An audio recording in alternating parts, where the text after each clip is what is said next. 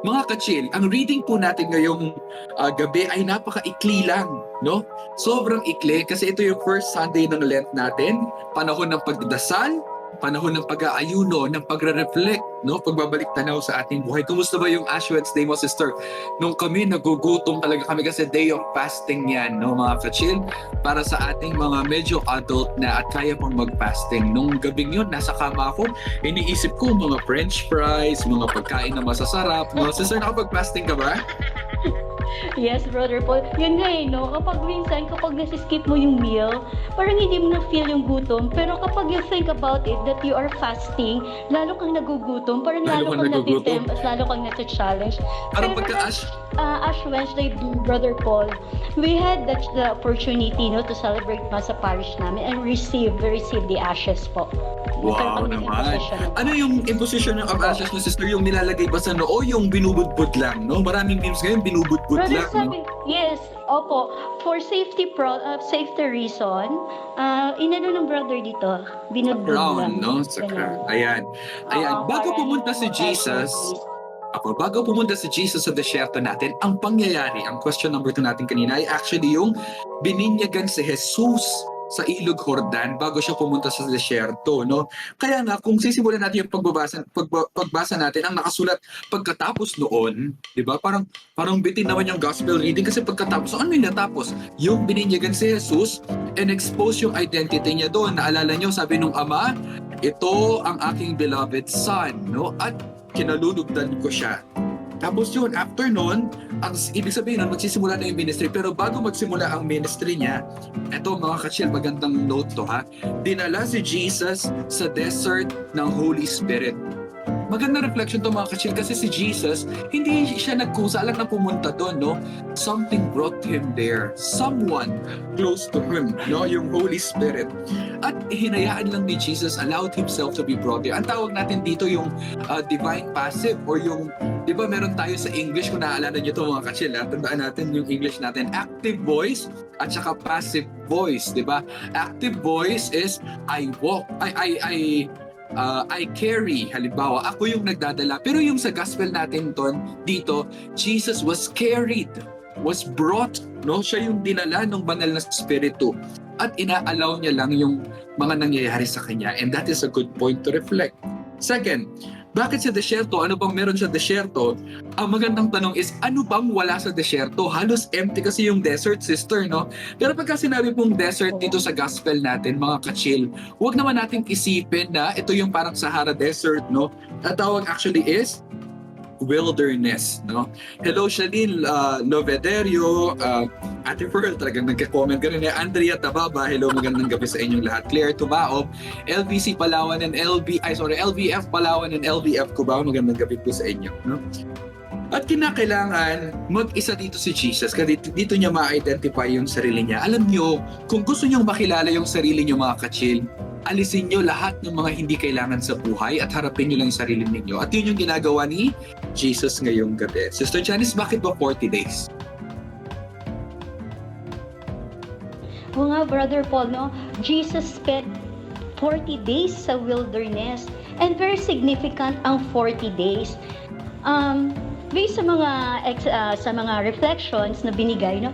It's a period of purification. Naalala ko, there's a famous story in the Bible. Mm-hmm.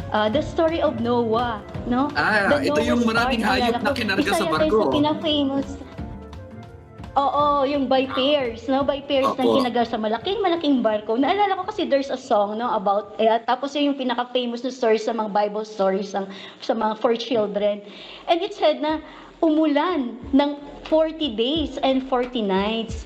So, based on the story, no, God has destroyed all the evils in the world. Kaya, it's a period of purification. And I remember, no, ng significance ng water. Naalala ko tuloy, while reading the reflection, naalala ko, it was also mentioned by St. Paul, no, sa second reading. The water of our baptism that purifies us from our sinfulness. So, yung significance ng water, no, it's both destructive and it's both life-giving. Wow, napaka-rich so, nun, yun sister, naalala no? ko sa 40 days, no, of Noah's Ark. Kaya nga sister, pagka inaalala po natin itong kwento ni Noah, no, at saka yung kanyang malaking barko, ang unang pumapasok sa isip natin ay purification. Kasi anong nangyari yun? 40 days, 40 nights. Imagine niyo si Noah lang yung nandun sa bangka at yung Diyos, pinupurify niya yung buong mundo. At ito yung reason bakit si Jesus ay nasa desert to be purified. Pero teka lang, purified from what? Kasi hindi naman nagkakasala si Jesus, di ba? Saan siya gusto ma-purify? Siguro itong magandang pagnilayan itong mga kachil. Gusto ni Jesus na ma-purify din yung intention niya. Si Jesus magsisimula siya ng mission niya. At gusto niya siguro klarong-klaro sa isip niya kung para saan yung mission. Hindi lang para sa sarili niya, kundi para sa mga mahal niya sa buhay. Sino ba yon? Yung Ama at para sa ating lahat. No? Kasi ito yung unang temptation natin ay yung isipin natin yung sarili natin at gusto siguro ma-purify ni Jesus yun. No? Kaya nga, pansinin niyo ito mga kachil, very interesting to. Pagka in-spell ko yung salitang sin, S-I-N. Ano yung nasa gitna? I. Sarili. No? Sister, ano pa ba yung ibig sabihin ng 40 days?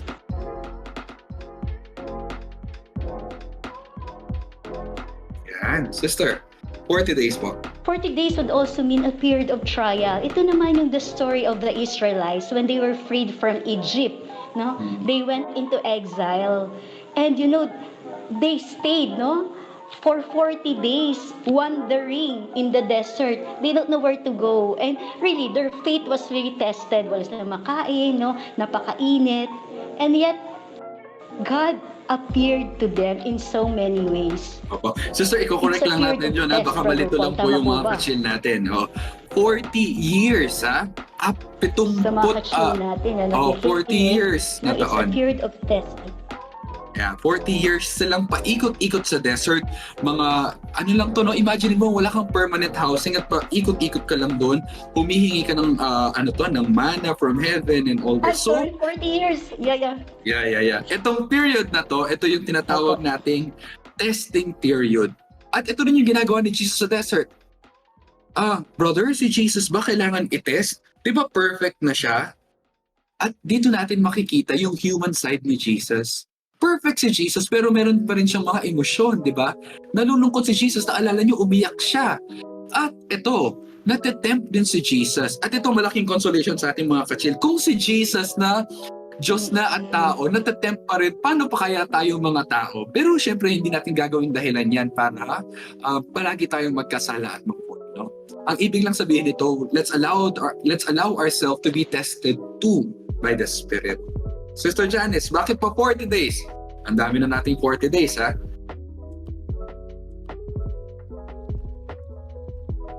Sister, are you still there? Okay, 40 days.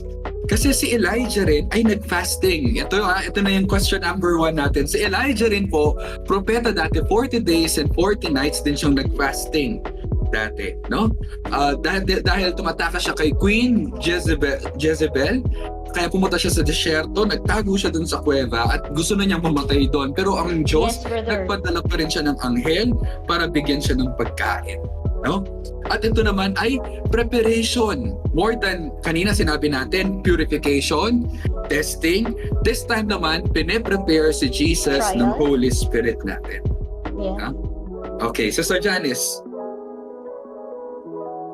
Are you still there? Okay. Ngayon, babalikan natin bakit Kwaresma ang tawag natin sa Lent. Ang tawag natin ay Kwaresma kasi nanggagaling siya sa salitang 40. Diba? 40, ibig sabihin, alam natin yan, no? Espanyol ba yan, sister? No? Ang ibig sabihin ay 40. Kasi tinukso si Jesus ni Satan sa desert ng 40 days. At katulad natin, we're preparing ourselves like we're in the desert looking forward for the Easter for 40 days. Kaya Kwaresma, no? Lahat tayo ay natutukso, si Jesus natukso, kaya mahalaga na matest din tayo, ma-prepare at ma-purify. Ang susunod na tanong natin is about Satan. Ang ibang pangalan ni Satan ay Diablo. No? Ano bang ibig sabihin ng Diablo? Brother Jojo, please. Ang Diablo ay nanggagaling sa salitang dia, ibig sabihin is through, lusutan or passing over or cutting through it. And then balo, ibig sabihin is tapon. Mga ka-chill. Ito nakaka-chill to. Ibig sabihin nakakataas talaga ng balahibo, no? Ayan. Nakakataas ng balahibo in a sense na yung demonyo, nandyan siya palagi whenever something is being cut. No? Pagka merong tinothrow tapos nakahati, siguro pwedeng relationship yan sa mga mahal natin sa buhay, relationship yan sa mga kaibigan natin, sa mga kamag-anak natin. Anything that cuts the relationship between me and my loved ones, presence dyan yung diabulo. No? Maging aware tayo dyan. Anything that cuts my relationship, no? Ako at yung Diyos ko, pinuputol ng kahit anong dahilan. Diabulo. Anything that passes through and cuts the relationship, nandyan ang diabulo. A new learning po sa atin yan, mga ka-chill, no? At yan yung ginagawa ni Satan dun sa desert. Ang temptation kay Jesus is, cut your relationship with the Father. Cut your relationship with the loved ones, sa mga tao. And cut your relationship siguro to yourself as God, no? Ito yung mga temptation kay Jesus. Pero sister, bakit wilderness or wild animals? Ano bang meron dito? Yun nga, mga ka-chill, actually, it's a new knowledge. I realize din, no, pag sinabing wilderness, di ba, parang ang root word dun is wild, no? It's just another word for desert. So, it's a place of curse. Di ba kapag yung isang puno ay sinumpa, ibig sabihin, wala ng buhay. Opo. Yung desert, parang yun yung ano niya yung physical na ano natin, no description. Walang buhay kasi walang tubig, walang growth. So, kaya doon nananahan ang evil spirit. At saka, bakit mayroong mga mababangis na hayop sa desert, sa wilderness? No? Kasi man cannot live. Siguro walang tao makakasurvive sa desert kasi walang growth, walang means of survival, no? So who can survive in the desert? The wild beasts. And na-realize ko dito, no, how much fear, danger, and horror Jesus faced in the wilderness dahil doon sa image ng mga mababangis na hayop. Naman, pero bago po natin ituloy yan, sister, pabati lang daw kay Alma Escanio. Good evening from, Ayan, LVF and CPC Hillcrest. Magandang gabi po. Maraming salamat sa pagsubaybay. Kay Angs Hernandez, Lisbeth Soria Lobderio. Ayan, maraming Lobderio nanonood ngayong gabi. Hello po sa inyong lahat, mga ka-chill, no? Ayan, ano ba yung ibig sabihin na si Jesus kasama niyang nabuhay sa desierto, yung mga mabangis na hayop? Maganda dito, mga ka-chill. Balikan natin yung libro ni Isaiah sa Lumang Tipan na sinabing, the wolves and the lambs shall feed together. No, magsasama daw yung, imaginein mo, yung wolves, yung mga mababangis na, ano ba yung Tagalog ng wolf? Lobo, mababangis na lobo, at saka yung mga tupa, magsasama. Tapos kakain sila together, leopard daw, at saka yung batang kambing, magsasama rin yan, no? Yung, yung ox, tsaka yung lion, magkakasama.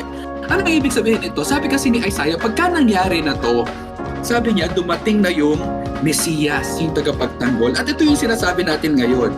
Sa pagpunta ni Jesus sa desierto at doon siya nananahan, after 40 days, sisimulan niya yung mission niya. Ibig sabihin, oops, mga ka-chill, sabi niya, eto na ang Mesiyas, ako ang Mesiyas.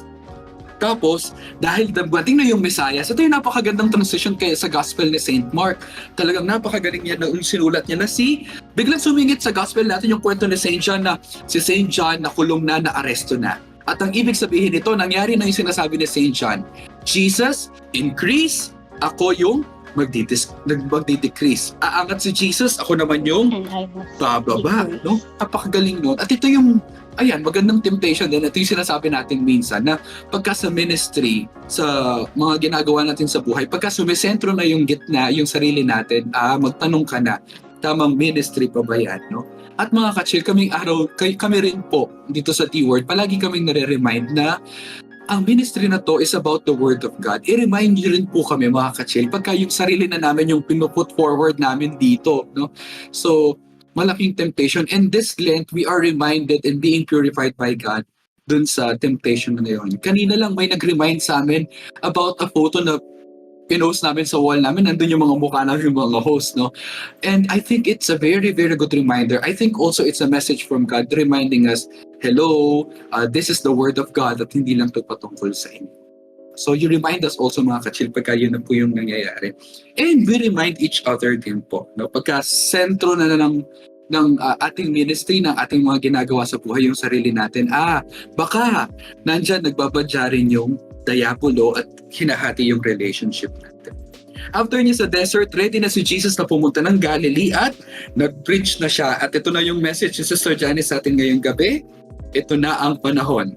Sister, ano ba yung tamang panahon, no?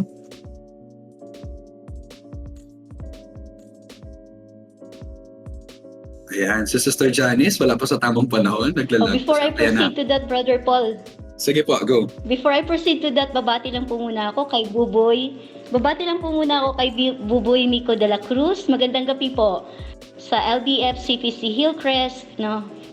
And then, yung sa mga learners din namin, nasa kanilang bahay, nanonood sila na ayun do, they're joining us, nakikichill with us dito sa The Yes. Word. Yes, Ayan, ito si ang Lee tamang Recorte. panahon. Yan, napapabati rin. Sige po, Sister, I'm sorry. Lee, good evening, Lee. Good evening. Itong tamang panahon, no? It's a time of grace. Tama yung sinabi niyo kanina, Brother Paul. It's the start of Jesus' ministry. That this proclamation of Jesus is for all and it's a gift, no? Ito isang biyaya na para sa lahat. Jesus began, no? Nagsimula siya ng ministry through what? Through praying and fasting. No, kung i-recall natin kanina yung significance ng 40 days, no? Jesus was purified, tested, and prepared, no, to this ministry.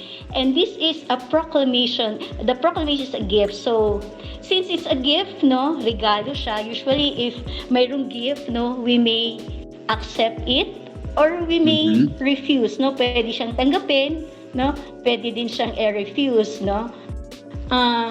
And what is this gift, no? It's allowing God, no, to rule our lives, no? Si Jesus na manahan sa ating puso at maging bahagi ng ating buhay. At itong hamon sa ating lahat. Ito ang panahon, no? I remember the book of Ecclesiastes, no, brother? Wow! Mga ka-chill, Sige po. no, if you are familiar.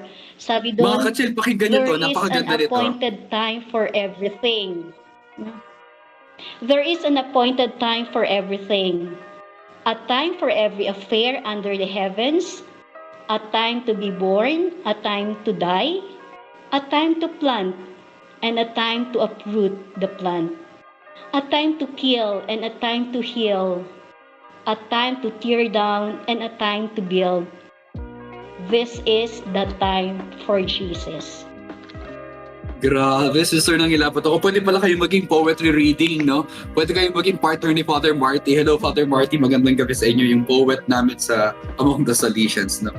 At mga ka-chill, yun yung sinasabi ng gospel natin ngayon. Yung temptation, actually, nangyayari yan. Ang kasalanan, nangyayari yan pagka out of time ka. Pagka out of place ka. Ang sinasabi, lahat ng bagay ngayon, lahat ay actually dapat nagpo-fall into time. At pagka wala ka sa timing, wala ka sa lugar, ayan, nagkakasala ka. Kailan ka ba nagkakasala? Cutting classes. Wala ako sa klase. Ayan, out of time, out of place. Kasalanan yan. Unang criteria mo kung kailan ka nagkakasala, pagka out of time ka and out of place ka. No? Sabi ni Jesus kay Eva, Adan, huwag yung kakainin yung prutas na yan. Oops! Kinain nila out of time, out of place, disobedience. So, pagka wala kayo sa oras, wala kayo sa timing, posible kayong magkasala, posible kayong lokohin ng demonyo. Kaya kung ano man yan, mga ka-chill, maganda rin kung nag-i-schedule tayo, no? Hello sa ating mga viewers. Andrea, Tababa, Gemma Galarosa, yan, gumagawa po kayo ng schedule ninyo para palagi po tayong in time. At yung unang mensahe na sinabi ni Jesus sa mga pinreach niya ay ito, metanoia. Ito po yung Greek word natin ngayong gabi sa question number 3. Oops, nasabi ko na, pero kung gusto nyo pa rin isagot, ayan. Metanoia, ang ibig sabihin yan ay magsisi kayo, no? Turn away. Talikuran ninyo yung dating buhay ninyo, magbago kayo. Ito yung tawag ng Lent sa atin eh. Talikuran nyo yung worldly life ninyo. Pero hindi lang yung sapat, mga ka-chill. Ito yung napakaganda sa Lent at mensahe ni Jesus. Nung sinabi niya magsisi kayo at tumalikod kayo, maging empty kayo, nagpa-fasting tayo para maging empty tayo, hindi lang yung stomach natin, kundi yung sarili natin, kalimutan yung sarili natin. Bakit? Kasi gusto natin siyang punuin ng something more. At yung sinasabi natin ay, sinasabi ni Jesus ay, magsisi kayo, maging empty kayo. Bakit? Anong gagawin ninyo? Kasi maniniwala kayo sa mabuting balita. Repent and believe in the gospel. Yung repent doon is yung emptiness. Kalimutan yung sarili, maging empty kayo. At yung fullness, yung word of God. The word. Ang fullness natin, yung salita ng Diyos, dapat yung pumupuno natin. Man does not live by bread alone. Yun yung sinabi niya sa desyerto, di ba? But with the words that come from the lips of God. So yan po mga kachil, ang exposition natin ngayong gabi ng breaking natin ng the word. Sister Janice, maraming salamat po sa pagstay sa atin sa pag-break ng word, sa pagre-reflect din po. No? At maganda ngayon dahil nahati na natin yung salita ng Diyos, magandang ibahagi na natin to sa mga kachil natin. Kaya, Kuya JP, pasok kasama ang ating guest.